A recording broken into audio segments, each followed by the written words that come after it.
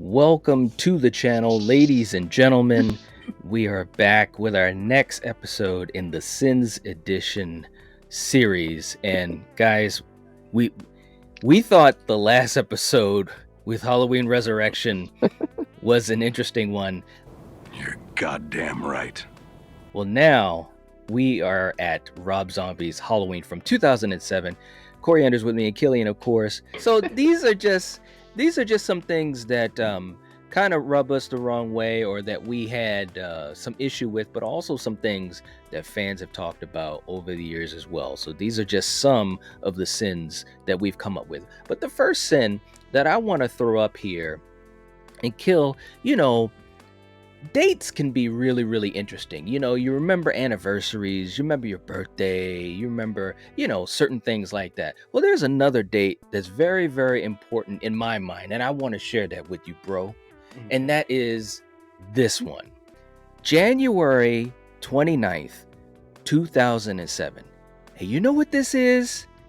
This is when Rob Zombie began production on Halloween 2007, and it's a sin. Damn it.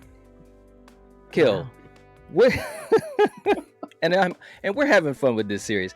Kill, do you think, and I'm kind of playing around, but also serious, do you think that Rob Zombie should have even done this remake of Halloween 78?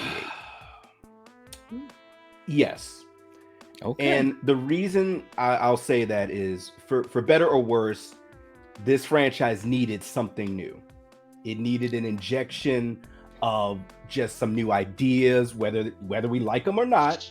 And you know how I feel about the zombie-isms, and I'm sure we'll talk about those. Oh yeah. But it definitely needed something, because it was kind of just cruising on autopilot, and they were just trying everything. And when your last movie, Busta Rhymes beats the crap out of Michael Myers and lives, yeah, maybe we need to try something different. I'm sorry. Right. Oh man, it's true. Well, here's my thing. I think Rob Zombie is a really talented director, and I've enjoyed a lot of his movies, and we've enjoyed a lot of his movies together. And I think, and we'll talk more about this, but I think that he had some good ideas in the movie. It's a great slasher movie, I just think there were some missteps with it being a Halloween movie. Although some things that he did, like you were saying, Killian, I think were good choices, but there were a couple that kind of were interesting, to say the least, and I'm sure we'll get to those in a sec. Coriander, look, I know that, you're the type of person that takes pride in your place. It takes pride in your surroundings and so forth and so forth. Well, this sin in this movie shows that there was no pride anywhere, because this sin is called that front yard. As soon as this movie opens up, you see the front yard and you hear the rock music, and you already know what's about to happen. The rock music is going and so forth and so forth. When you first saw this movie, Coriander, did you have any idea on how Rob Zombie was going to present, Michael or his family or these people that we saw in this house? Dirty, it looked dirty. And I figured, that's how he's going to portray this family, a dirty family. And you can take it in many ways that, you could think of, because dirty. Right. Somebody around here's got to make some money. I'm all broken up here, bitch. I can't work. Yeah, and whose fault is that? Oh my God, you're pathetic. Yeah. Right. What about you, Kill? I mean, and I guess this goes into our next sin, and I'm going to throw it to you, Kill, because you go inside of this house and you're expecting to see, an average day or whatever, because this is supposed to be, in Haddonfield. This sin is called We Are Family. And this is a very interesting family. Again, we're brought into a world that Rob Zombie has created. What did you think about this family dynamic, Kill? Well, I knew what I was in for. It's Rob Zombie. I knew it was going to be, of a certain caliber. Right. But I will say this, with the dynamic, there was love in there, especially between Sheri Moon Zombie, the mother, and Michael. There Yes. was love there, because she's the mama. And some people might say, oh, well, the line of work that she did to support her family is questionable, but hey, you're not in her shoes. It is what it is. And also with Michael's sister and him, I mean, siblings, they butt heads a little bit, but there's love there. But of course, the outlier is your boy, William Forsythe. yes, the great William Forsythe. That's all that fucker does is cry. Crying shit. Crying shit. It's like you. That's all you do is cry. He is the worst, obviously. And he is he's the thorn on the rose. He is the worst of it there. That's putting it lightly. That's all that fucker does is cry. That's all that fucker does is cry. That's all that fucker does is cry. Yes. Yeah, I don't want to spoil anything for this old movie, guys. No, but he is definitely the worst there, and he's such an antagonist to Michael, to the daughter, to the mother. Yes. You know? Man. I mean, good God, man. There's no doubt about that. Piece of shit. But I will say this: the cinematography of the home, and you kind of touched on it real quick, Night. Just seeing it from the outside. Once that camera goes in, you know what's going to be going on in the inside. So I think all of that was intentional, and all of that is zombieism. Yeah. Yes, absolutely. No doubt. All right. Well, look, Coriander, I mean, look, the bottom line in this movie is we get to meet a character that we've known and loved for a long time, but now we're going to see him at a different point in his life. So this next sin is called the young shape. So in the movie, we're meeting this family, we're seeing how things are going. Sheri Moon Zombie is up to her ears in just stress and trying to keep this thing together. And we meet the young Michael, who's upstairs, and what is he doing? He's killing something. And look, what did you, I guess this is a very simple sin, but what did you think of the way they portrayed Michael at this point? I mean, you can go a little bit further beyond this scene and when he's downstairs, but I'm just saying, what were your first impressions of this Michael? That, I can picture this, I can see him starting, to take his anger and the shit that people are doing towards him on animals. So I was not surprised at what I was seeing, and the fact that he had a mask, that just made it, that was pretty good, just because it shows you when he puts that on, he's transformed into something totally different. And he did that as a child. So Anyway. Absolutely.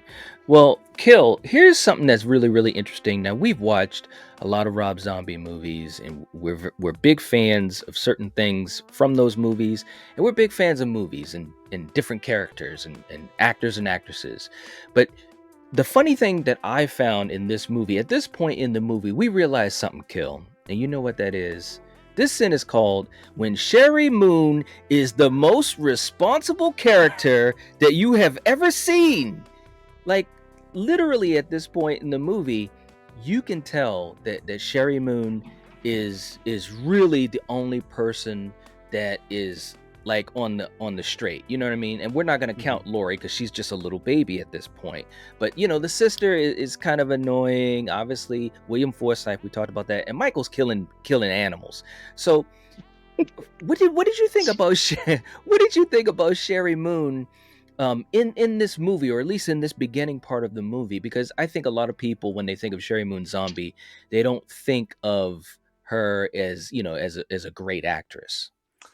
Yeah, and well, yes, that would be true. But she is Rob Zombie's wife, and hey, man, my hat is off to him. He's like, look, if I'm making this movie, my wife is going to be in here somewhere, and some of my buddies and other actors that I love to work with. And if you're a fan of his stuff, you kind of like that, the other actors that he brings back from old horror movies from like the 70s, and that's fine. Right. As far as Sheri Moon Zombie for this role, I like it, but then again, I don't. Oh. Because, well, the only reason is, unlike the original, the mom has a lot of screen time. A Mhm. lot Yeah. in this one, because they really Yeah. dive into young Michael and his Mhm. psychosis, and essentially her handing him over, unfortunately, to Dr. Loomis, like, hey, fix him, Mhm. do something. Right. So that calls for the actress to be on screen a lot, at least at the beginning of this movie. And I think she did a great job, but obviously, could another actress of a higher caliber have done better? Of Mhm. course. Mhm. So it's one of these things where I don't blame him. He wants to put his wife in there, but when you write so much heavy dialogue for this character and kind of build them up even more in your version, there's a lot of screen time there. But overall, I thought she did a good job. All right. Well, it's funny that you use that word, certain dialogue, because Coriander, I wanted to throw something to you, which I thought was really, really interesting. In this scene, we see them interact with each other. And even Michael, we can go a little bit beyond that, Michael, when he goes to school, and even when Loomis is introduced. And I started to realize that this movie had something in it, Coriander. You know what it is? Hmm. It is the greatest dialogue of all time.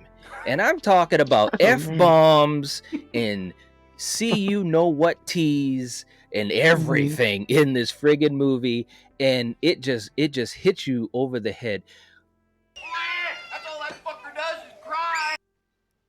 Yeah, and of course you can have that in an R-rated movie, especially an R-rated horror movie. But did you find it enjoyable for you? Did you like it? Did you approve of it, or what? Did it not bother you? I mean, watching his other movies, Mm-hmm. again, I'm not surprised it was there. That's just the way he is. That's just what he likes, I guess. I don't know. Did it bother me? I mean, But for a Halloween movie, though. yeah, no, yeah, obviously it was over the top, but that's what he is. He's over the top. Yeah. So, Right. I mean, I didn't like it, but it is what it is, and Yeah. you know, hey, you I mean, just roll with the punches, I guess, or the yeah. F-bombs and the, Yeah, I mean, but like they were like, and I'm gonna play clips, of course, on this, but I mean, it was like for real, like every other word, every second word, especially in the beginning. Even the principal at the school. What did you say, son? I said, fuck you. Fuck me.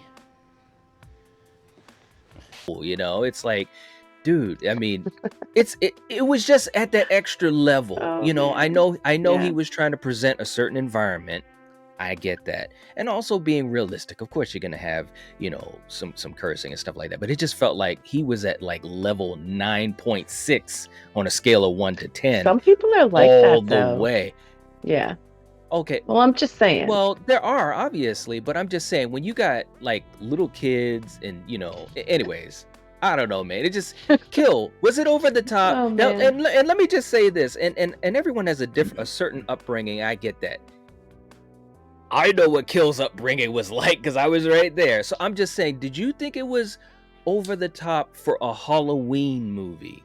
Like You, you, obviously with something like Devil's Rejects, sure, you can kill little babies in that movie and it'd be like, yep, that's Rob Zombie. But I'm talking about for a Halloween remake. yes, I do feel it's over the top because I did not grow up in a household like that. Uh, but I kind of know, just like me and Coriander, and you said, we knew what we were getting into with Mm-hmm. seeing his name at the top of the marquee, Mm-hmm. filmed by Rob Zombie. But Right. yes, it is over the top. But unfortunately, for some people, they might be like, "Oh man, that reminds me of my house." Growing up, Oh, so Right. like, All right. Well, let me throw something else at you, Kill, because Mhm. as we move in the story, we see these characters in a different light, obviously, and you just said that, a much different light because it's through the lens of a Rob Zombie movie. But we also meet a very important character, one of the greatest characters of all time in horror movie history, and this sin is called Loomis is working for the people.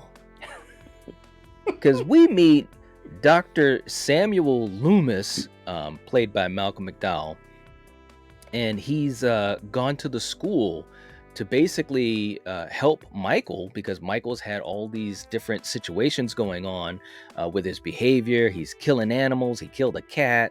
And so Loomis is a child psychologist, and it was just an interesting way for him to be introduced. What did you think of the way they introduced Dr. Loomis and also the way he was portrayed? It's hard to do it better than it was done in the original, Right. or in the preceding movies that Dr. Loomis, the character, was in. So you already have an uphill battle. But I felt, Malcolm did a good enough job in this version, in this movie. We'll talk about the sequel where he's a lot different in that. Didn't like that as much. But essentially, once again, this is Rob Zombie's vision of his Loomis. Yeah. And Absolutely. I feel, at least in this movie, he was fine. I didn't really have an issue with him. Okay. All right. How about you, Coriander? What did you think of Dr. Loomis as far as how he was portrayed and brought into the story? I didn't mind. I thought he did a pretty good job. Malcolm's he's like a goat himself. So the fact that they got him to, portray Loomis is pretty cool. So Yeah, I that's didn't true. mind that at all. Yeah, and I also thought it was interesting because in this version, he meets Michael before Michael kills Yes. Judith. You Yep. get what I'm saying? So in other Mhm. words, they were just to be transparent. In this movie, not only are we learning about young Michael, but what they also expanded upon was the relationship with Loomis and Michael. So of course, having them meet, or at least having that interaction first before he even goes off the deep end and kills Judith, I thought was kind of an interesting, touch. And this portrayal of Loomis is a lot more sympathetic to Michael, of course, because at first he meets Michael before all this happens, and he just seems more sympathetic, anyways. So it's a much different portrayal than the late great Donald Pleasance. But I will say, kind of like what you guys have said and what Kill said too, I enjoyed his performance. I enjoyed the character because we did kind of see some interesting interactions between the two of them that we didn't get to see in Halloween 78. As a matter of fact, I'll say it right now, I think it's one of the strongest points of this movie, to me, is Loomis and how he was portrayed and his connection with Michael. So, all right. All right. So, Coriander, I'm going to throw this one to you. And we touched upon this a little bit earlier, but in that scene where we have Loomis meeting Michael and talking to the mother and Sheri Moon, and basically explaining, hey, this is what's going on, and they show her what Michael has done. This sin, of course, is called killing them animals. The pictures and the photographs and all this type of stuff. Her reaction to it, of course, was like, "Oh my God, this is rough." What do you think of that? I mean, look, all I'm saying is, if my kid is killing animals and taking pictures and snapshots like for an art house gallery, I'm gonna be a little worried. You know what I'm saying? And she's like, "Oh my God, he loves animals." It's like, right. It's almost like she couldn't believe it, and this Right. isn't my kid. It's like, Right. come on, look at what he's being brought up in. He's Exactly. being Thank tortured you. at school and Mhm. home. No, Mhm. it was kind of Yeah. funny. That was a joke. Yeah, that's how I felt too. Kill, did you think of it that way too? And again, obviously the story has to go a certain way, so he gets to the point where he kills Judith. But I felt like, I don't know, man. I just felt like they could have done a little bit better about that, because like I said, if it's me, I'm really concerned. More concerned than Sheri showed, or that the script showed. What did you think, Kill? I agree with both you guys. It was something that you would feel more would be said from the parent. Yeah, or done. Or it's definitely done, because Yeah. this is on a next level of like, oh my goodness, Yeah. like, what is going on? I'd be like, okay, Dr. Loomis, when can we get him in to see you? When's that appointment I open up? I feel You like know, you're taking him with you. well, I well, would. yeah, that too, If one of man. my It's like, kids was fucking killing animals and yeah, yes, no you know, way. in other, Taking pictures, in other mm-mm. words, we're at a point where we got to start separating the apples from the oranges at this point. Yeah, You know, so that's all I'm saying. All right, right. so Bill, another thing too that we wanna latch onto this. So he goes home. Sheri Moon says, "Hey, you've been doing a lot of bullshit. Tomorrow's gonna be a new day. We're gonna, get back down to brass tacks. So live it up tonight. You know, go trick or treating, blah blah blah blah, and all this type of stuff." And it's kind of like, okay, again, we're piggybacking off of The Last Sin, but she says all that. She's leaving him with Ronnie, who's absolutely useless and vulgar as hell, That's all that fucker does is cry. and Judith, who doesn't give a shit. And you know what she has to do. And of course, they played a little montage. This one's called Love Hurts to Be a Stripper. So they're playing Love Hurts.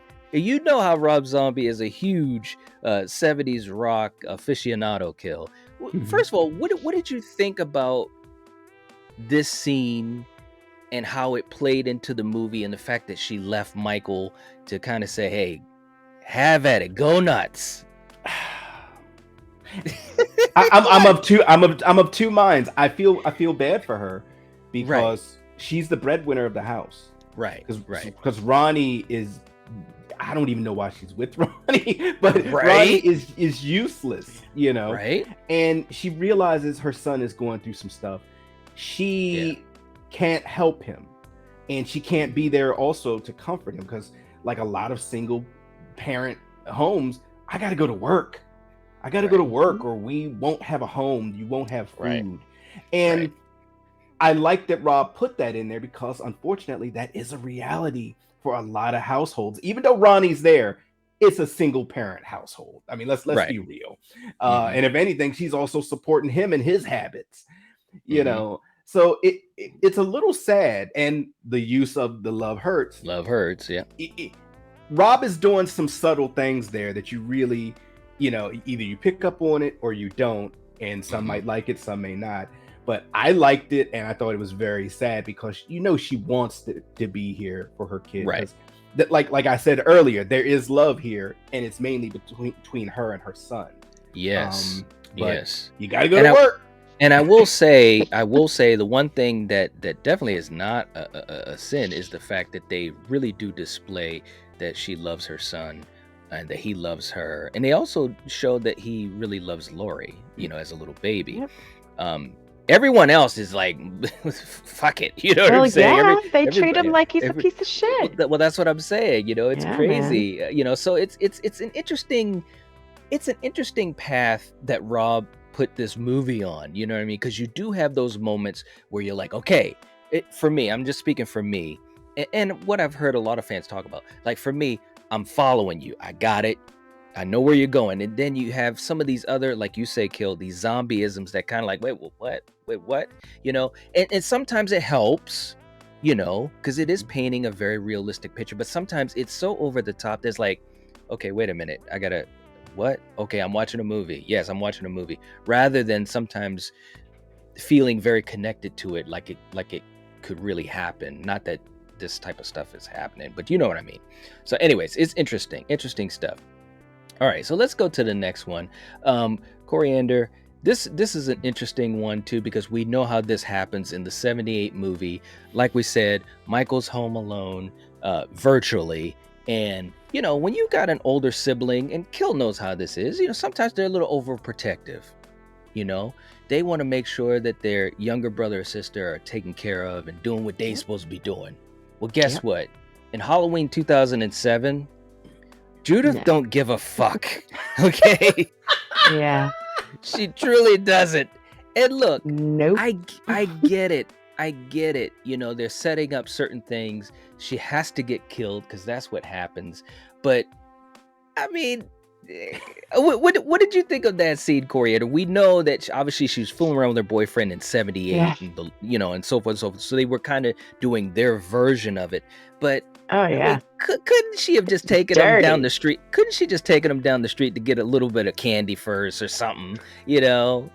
You would have thought, but no, she was obviously thinking with her, with something else. So she just told Michael, do it, go on your own, go have fun. I'm gonna go have my fun, and yeah, it is what I it is, mean, man. I guess it is, man. It is what it is. Well, Kill, you know, you got an older sibling. First of all, you got an older sibling that always watched out for you. Maybe a little too much. So, Oh, congratulations, lucky. bro. But, but, hey, come on, man. But, come on, man. Yeah. My but brothers, no. let me just say, my older siblings, had moments of what the fuck for me. So you're lucky. Oh, That's all I have to yeah. say. Yeah. All right. Well, listen, you got in this movie, you got an older sibling that just doesn't care. You're not going to trick or treating the way you wanted to. And, you're just going to sit at a kitchen table and you're going to have some candy. And you know what? This sin is called after candy corn. It's killing time, Kill. Mm-mm-mm. That's what it is. And we see that scene where Michael, and I will say this was some good stuff. Okay. When we're doing these sins editions, we're talking about things that sometimes we question, but not always in a bad way. Sometimes it is in a good way. Because I think this scene was really interesting because they showed him just sitting there eating candy corn, not saying anything.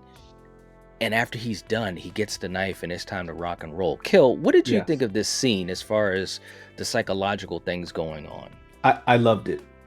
I loved it because he went out trick-or-treating and like you said, his sister didn't give a fuck because she was busy giving a fuck to her boyfriend. I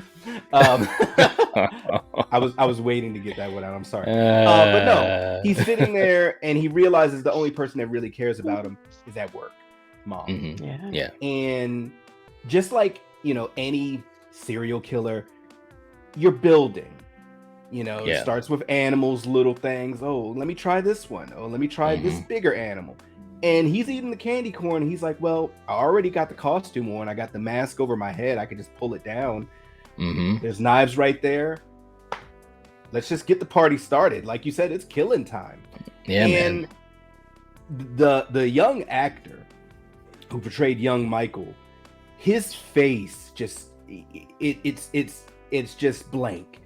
Yeah, at this point, and he did a great job. Yeah, man. Creepy scene, great scene. It is, and Coriander, I'm going to throw this to you, and I'm so glad that this has come to you because throughout this series, we've had a common thread of something. We've seen a lot of places that should have had a lot of people there that weren't there, and I think Rob Zombie had heard us and said, you know what, I'm going to do something a little bit different. This sin is called the deepest sleep of all time because William Forsythe, that's playing Ronnie, somehow, some way, is so asleep that he fucking drank himself to where he passed out. Let me man. look. That bourbon. Let me tell you something. Do you see how much duct tape is on this dude? Like he literally made he wasn't going suit. Anywhere. Listen, Michael made a suit out of duct tape for this dude, and I you love even duct heard tape. it. Yeah. Listen, well, it's a wonder. It can do It anything. is. I use it for everything. In that now scene, this, I could tie you up. No. Where are we going with this? So listen, in that scene, when he decides he's gonna kill Ronnie, they show him go like that, and you hear like a thundercracker go off, and I'm like, this dude is passed out. You know what I'm saying? Yeah. Now, let me just say this. First of all, tell me what you thought of the kill. I thought the kill was done really well. But did you think he should have woken up beforehand or what? I mean, no. Look at him. I've seen he is encased in duct tape. Yeah. Hey, we know he's a drinker. That's true. I've experienced that shit, not personally, but having to deal with that shit. And when someone passes out when they've drank so much, you can pretty much do anything. Yeah. So, well, I'll tell you what, it's too bad he didn't wake up because it was good. I enjoyed this scene because he so deserved it. Is this a sin? Hell no. No. This is what had to be done. No. No, I'm not saying that the kill was a No, sin, I because that know. actually was really I good, know. man. Yeah. Yeah. But it was just crazy because it was like, dude is asleep like never before. Yes. Kill, Yes. I'm gonna take this one, but also for you, because we got to talk about something that to me has happened a couple times in this series so far. But I got to talk about something that is not a sin that I was really surprised about, bro. You know, this is not a sin, and that's Sheri Moon's scenes at Smith's Grove. To me, and I was saying this to Coriander as well. And I'm being serious when I say, we're having a lot of fun with this series and things that we're talking about, but I'm very serious about this. Once Michael kills everyone, kills Judith, kills the Judith's boyfriend, kills Ronnie, and he's at Smith's Grove. I thought the scenes with him and Sheri Moon were really good, and from Sheri Moon's point of view, I thought her acting for those. From I don't there know. on out. Yeah. Yeah, and it might have been about 20-minute span. Mhm. Every time she was on screen, I thought she was fantastic, and it's not just her dialogue, but just her look. And Mhm. hopefully some of these images will show that. First of all, and I'll go to you, Kill, and then Coriander. What did you think of Sheri Moon's performance at Smith's Grove? You took the words right out of my mouth. I feel every scene she has with this young actor was great. Because she brings a tenderness to it, an understanding, and just a sadness to it, all in just the way she looks, her body language, and the son, young Michael is just playing it very straight-laced, like, oh, I didn't do anything wrong. Like, Mom, when do I get to go home with you? And she's looking at him like he doesn't really realize he's never coming home, or what he did. Right. And that makes her, even more sad. So I feel, as much as, me or we were talking about her acting or her level of skill, every scene she has with her son, she's great in. Yeah. Her with Ronnie, they're both yelling obscenities. That's on another level. Or her with her daughter, or her, at the strip club, whatever, yada yada. But all the scenes with her son, where they're having a back and forth, where he doesn't have a lot of dialogue, and she kind of doesn't have a lot of dialogue either, but it's a lot of just emotional looks and body language. I mean, like right there, just her hand under her chin, it just looks like she's like, I understand what you're saying, and I'm trying to hold back tears. Right. Because he doesn't realize, either because he's, just that far gone, or because he's young and naive. But those scenes were great. I thought so too. And should I feel sad for this young boy that just murdered, 75% of his family? I kind of did, just because the way they portrayed him. Like, oh, when do I get to come home, Mom? Like, whoa. Yeah. Well, and again, and that's part of what I was saying about this movie humanizing Michael. There's things about it that are good, like these scenes. Like I said, these scenes and the Loomis and Michael scenes, to me, is the strongest part of the movie, which, and we'll get to the second half of the movie later on, is where I have a little bit of an issue, because it's unbalanced in my opinion, because this is basically like two movies: young Michael and then Laurie Strode Michael. Right? Now, even though I'm a fan of the character Laurie Strode, I just feel as though we did so much in this first half, we didn't have enough time, to really get, and we'll get to that. But that's one issue that kind of comes up to my mind. But as far as Sheri Moon Zombie, Coriander, I'll throw it to you too. I thought this was some of the best acting she's done. And I'll be honest, I wish she could continue doing this type of stuff, because I thought she was very effective in this role and in these scenes. What did you think? Yeah, once, for me, her acting kicked it up a notch when she came home and Michael was outside holding little baby Lori, and from there on out, her performance was good. So, yeah, absolutely. I mean, I just think that it just shows that if you have the right material and the right setups, that you can have a lot of success. And I guess what I'm saying is I think there's some great acting in her. and she showed some of that in this movie, moments, yeah. Yeah. which is a good thing, for her and also for the movie, because again, I think Mhm. this is some of the best stuff about the movie. All right, so Kill, let's go to another scene. She's trying to take care of her son, even though he's crazier than hell. He doesn't know what's going on. Loomis is trying to help him, and you go to visit him, he's not doing well. Okay, Loomis is like, let's go out of here, let me walk you to your car. And you have Sybil Danning, who comes in as a nurse. Well, she committed a sin, Kill. You know what that sin is? Don't turn your back to a killer. Yeah. Don't do that, because something bad's going to happen. What did you think of that scene, Kill? I mean, now, first of all, and I'm kind of being coy with it as well, but as far as the setup of it, what happened, but also, again, this kid, he's just dealing with so many a-holes in his life, except for his mom and Loomis, and baby Lori, who doesn't really count. It's like, what's going on? What'd you think of this scene, man? Man, don't be mean to Michael.